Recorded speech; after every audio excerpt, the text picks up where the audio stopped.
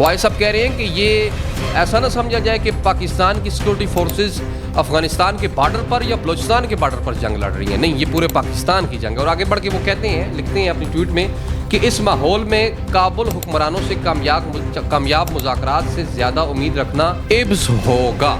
यानी काबुल के जो हुक्मरान हैं उनसे मुज़ाकरात की बात करना ये जहालत है, ये बेवकूफ़ी है। वो कहते हैं कि काबुल हुक्मरान पाकिस्तान में दहशतगर्दी को रोक सकते हैं, लेकिन इस्लामाबाद तक इस जंग को लाना काबुल से एक पैगाम है जिसका पाकिस्तान भरपूर जवाब देने की अल्हम्दुलिल्लाह कुव्वत रखता है। यानी ख्वाजा आसिफ साहब ने खुल के अपनी स्टेटमेंट में ये बात कह दी कि इट्स योर लास्ट ऑप्शन, ये तुम्हारी लास्ट ऑप्शन था, इसके बाद तुम्हारे पास कोई ऑप्शन नहीं बचा।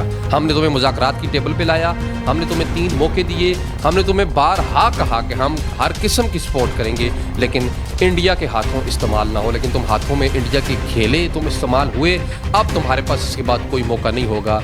हम शवाहिद इकट्ठे कर रहे हैं, अगर इस हमले में हमें मालूम हुआ कि तुम शामिल हो और अगर तुम अफ़गानियों तुमने ये काम किया तो हम अफ़गानिस्तान की सरजमीन में घुसेंगे और इन फितना ख़वारिज को तबाह बर्बाद करेंगे और इनके हैंडलर्स समेत।